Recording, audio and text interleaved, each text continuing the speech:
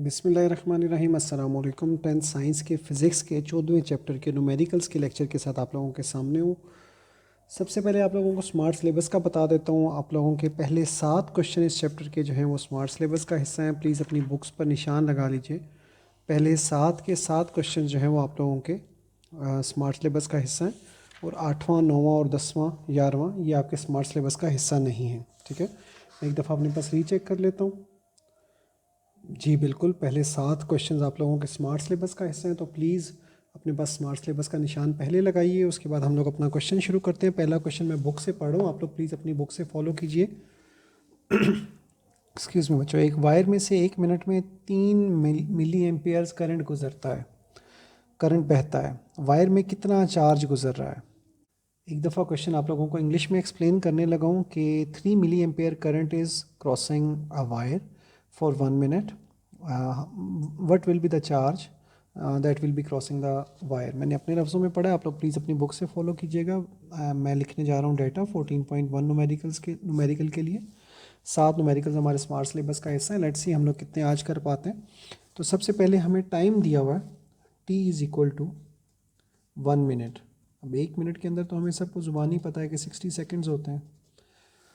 उसके बाद दूसरे नंबर पे करंट, जिसे आई से जाहिर किया जाता है, वो 3 मिली एम्पेयर्स है। 1 एम्पेयर के अंदर 10⁻³ मिली एम्पेयर्स होते हैं। तो आप यहाँ पर 10⁻³ एम्पेयर्स लिख दोगे, तो इससे ये जो मिली एम्पेयर्स है वो एम्पेयर्स में चेंज हो जाएगा। ठीक है, मैंने फार्मूला कुछ ऐसे याद रखा हुआ है, Q is equal to I T, it. ठीक है, Q is equal to I T यानी इट। इसमें से आप आपने मालूम करना है चार्ज। यहाँ मुझे लिखना भूल गया, यहाँ बीच में लिखना चाहिए था, मैं एरो डाल रहा हूँ। आप लोगों ने तीसरी लाइन पे लिखना है कि हम चार्ज मालूम कर रहे हैं।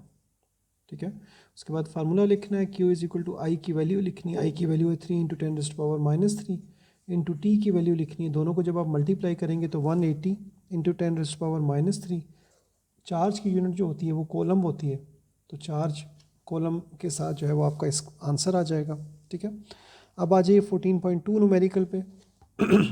ये मैंने इसलिए एक्सप्लेन किया पूरा, क्योंकि वैसे तो आसान क्वेश्चन था, लेकिन इसलिए एक्सप्लेन किया कि हम लोग इस एक्सरसाइज को, चैप्टर को शुरू कर रहे हैं। वरना देखिए, अगर मैं डेटा लिख दूँ और फार्मूला बता दूँ और इस किस्म की कैलकुलेशन अगर हो, तो वो किसी भी एक्सरसाइज का क्वेश्चन होगा, किसी भी चैप्टर का, तो वो आप लोगों को बेसिकली खुद से सॉल्व कर लेना चाहिए। ठीक है, तो प्लीज़ अपने पास वीडियो को पॉज करके आराम से इस क्वेश्चन को समझ भी लीजिए और नोट भी कर लीजिए। अब हम 14.2 पर आ रहे हैं। 14.2 14.2 में हमें बता रहा है कि अगर आपके जिस्म की रेजिस्टेंस 1,00,000 ओहम्स है। ठीक है, कोई ऐसा जिस्म है जिसकी रेजिस्टेंस यानी आर जो है वो 1,00,000 ओहम है। ओहम की ये सिंबल होती है हेडफोन की।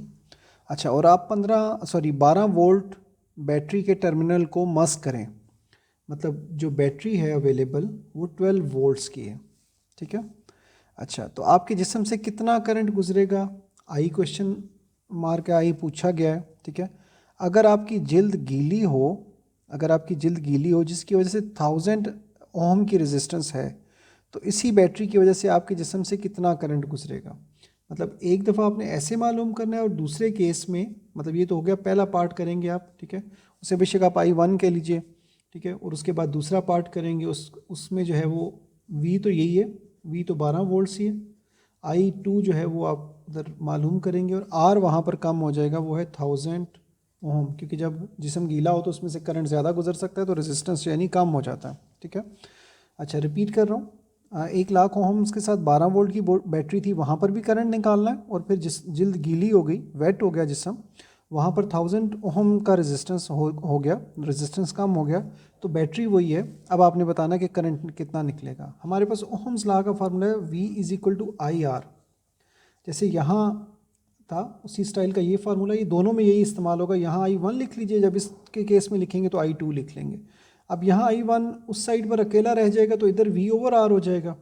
ऊपर V की वैल्यू पुट करेंगे, नीचे R की वैल्यू पुट करेंगे, दोनों को डिवाइड करेंगे, आपका आंसर आ जाएगा। मैक्सिमम आपको साइंटिफिक नोटेशन में लिखना पड़ेगा, और सेम यही चीज़ आपको यहाँ पर भी करनी पड़ेगी।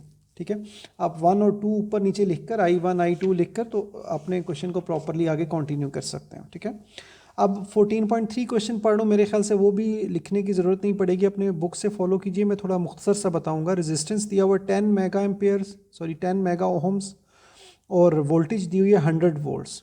करंट ही मालूम करने को कहा गया, लेकिन करंट कहा गया मिली एम्पेयर्स में मालूम करना। तो याद रखिएगा, जब आपका आखिर में आंसर आएगा उसे आप 1000 से जब डिवाइड करेंगे, यानी 10 पावर 3 से डिवाइड करेंगे, तो वो एम्पेयर से मिली एम्पेयर्स में चला जाएगा। मतलब फ़र्ज़ कीजिए आपका आंसर आया हज़ार एम्पेयर्स, ठीक है।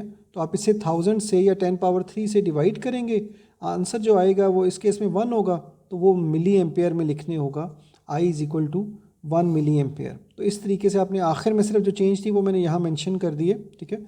ये ना मैंने ऊपर वाला क्वेश्चन पूरा करवाया और नीचे वाला का तो मैंने डाटा भी नहीं लिखा, ये क्वेश्चन आप लोगों ने खुद ही करना है, ठीक है। और इसी तरह चौथा सवाल भी आज के लेक्चर के लिए आखिरी सवाल, ठीक है, वो क्वेश्चन भी प्लीज़ अपने पास नोट कर लीजिए। चौथे क्वेश्चन में जो है वो आपको बता रहा है कि एक कंडक्टर के अतराफ पोटेंशियल डिफरेंस 10 वोल्ट है, जो V है वो है आपका 10 वोल्ट्स, ठीक है। अगर इस कंडक्टर में से करंट जो है वो 1.5 एम्पेयर गुजरे, 1.5 एम्पेयर गुजरे, तो 2 मिनट में, नीचे इस आगे इसलिए नहीं जा रहा, आप लोग आराम से एक ही सफ़े पर नोट कर सकेंगे। T जो है वो उसका 2 मिनट है, यानी 120 सेकेंड। आप यहाँ 60 से ज़रब दे लें तो वो ज़्यादा बेहतर रहेगा, 2 ज़रब 60 लिख कर उसके बाद 120 लिख लें, ठीक है। और वहाँ पूछ रहा है एनर्जी कितनी हासिल होगी। वर्क भी वैसे जो है वो W से भी उसे ज़ाहिर करते हैं, ठीक है, वर्क से भी ज़ाहिर करते हैं एनर्जी को। मैं रिपीट कर दूं, हमें पोटेंशियल डिफरेंस दिया हुआ है V 10 वोल्ट्स, करंट जो दिया हुआ है वो I is equal to 1.5 amperes है, और टाइम दिया हुआ है 2 मिनट्स, ठीक है। और अब हमने एनर्जी मालूम करनी है जिसको W से यहाँ ज़ाहिर कर रहे हैं, और यहाँ अब सिर्फ फार्मूला लिख रहा हूँ, ठीक है। इस जगह पर ही लिख देता हूँ, आई होप आप लोगों को नज़र आ जाएगा, साथ में बोलूँगा भी तो मज़ीद क्लियर हो जाएगा। W is equal to VIT, W is equal to VIT, ये फार्मूला इस सवाल में लगेगा, जिसमें आप V की वैल्यू 10 वोल्ट्स, I की वैल्यू 1.5 इंटू 120 पुट करेंगे, तो आपका यहाँ से 10 पॉइंट से कटेगा 15 और 120 ज़रब खाएंगे तो 1800 जोल्स इसका यूनिट, एनर्जी का यूनिट जोल होता है, तो 1800 यूनिट इसका आंसर आ जाएगा, ठीक है। तो ये प्लीज़ एक दफ़ा वीडियो पॉज करके ऊपर से क्वेश्चंस को नोट कर लीजिए। जब ये नोट हो जाए तो उसके बाद वीडियो को यहाँ पर पॉज कीजिए और आराम से ये वाले क्वेश्चंस भी नोट कर लीजिए। याद रखिएगा, मैंने सिर्फ पहला क्वेश्चन पूरा किया है, ठीक है, दूसरे क्वेश्चन को मुख्तसर सा समझाया है, तीसरे क्वेश्चन में सिर्फ ज़ुबानी से एक्सप्लेनेशन दी है, और चौथे क्वेश्चन को भी मुख्तसर सा समझाया है। और इसके साथ हमारे आज का काम पूरा हो जाता है। हमने 4 क्वेश्चंस न्यूमेरिकल्स आज के काम के तौर पे किए हैं, ठीक है। तो 10th साइंस की फ़िज़िक्स का जो 14वें चैप्टर का पहला लेक्चर है वो 14.1 से लेके 14.1 से लेके 14.4 तक है। आप लोगों ने ये 4 न्यूमेरिकल्स आज के काम के तौर पर करने हैं, ठीक है। इसमें कोई भी क्वेश्चन हुआ तो प्लीज़ मेरे से ज़रूर पूछिएगा, वरना इंशाल्लाह अगले लेक्चर में अगले क्वेश्चंस के साथ मुलाकात होगी। तब तक के लिए अल्लाह हाफ़िज़, अपना ध्यान रखिएगा।